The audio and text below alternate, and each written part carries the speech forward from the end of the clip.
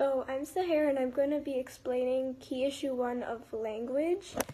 So a language is a system of communication through speech, like a collection of sounds that a group understands to have the same meaning.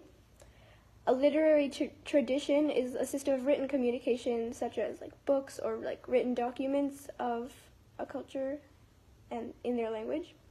Many spoken languages lack a written language, which is why it's so hard to classify some African languages as they have spoken language but not anything written down. An official language is used by the government of a country for laws, reports, signs, stamps, and many other like official documents. The world has 6,909 languages, 11 of which are spoken by more than 100 million, 85 by more than 10 million, 300 from 1 to 10 million speakers, and the rest are spoken by less than 1 million. A language family is a collection of languages related by a common language that existed thousands of years ago. A language family is a collection of languages related by a common language that existed before history. A language branch is a collection within a family, and it's related through a common ancestral language that existed thousands of years ago. And a language group is within a branch, and the languages in a language group share a common origin in like the recent past and have many similarities in like grammar and words and spelling. 2/3 of people speak a language that is Sino-Tibetan or Indo-European, and there's some thought of a super language that was the origin of all the world's languages, but there isn't much evidence for that.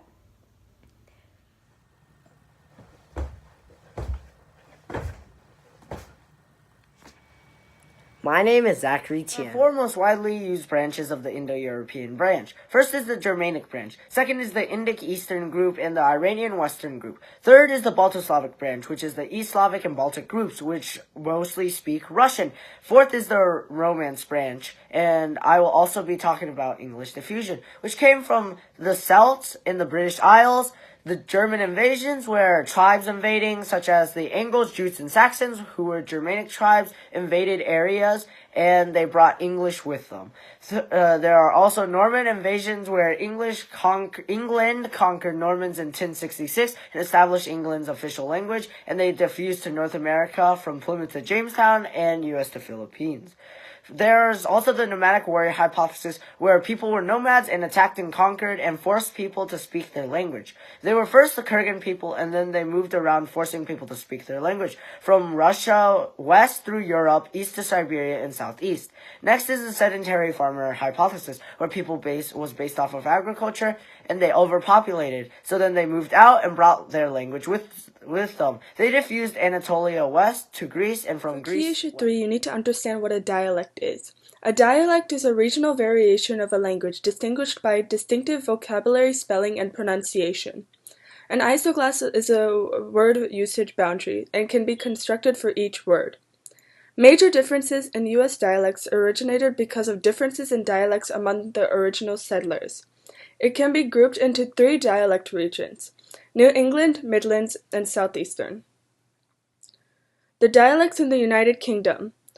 In a language with multiple dialects, one dialect may be recognized as the standard language, which is a dialect that is widely recognized as the most acceptable for government and mass communication.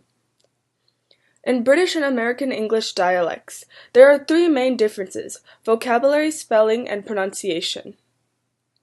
Another vocabulary word you need to know is a Creole, or creolized language.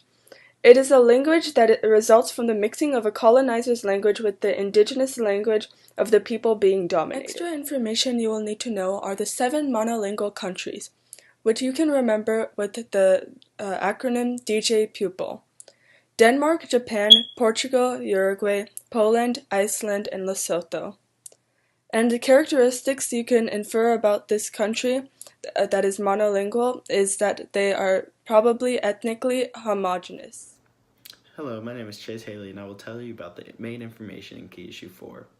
I will be talking about the language diversity and the global dominance of English.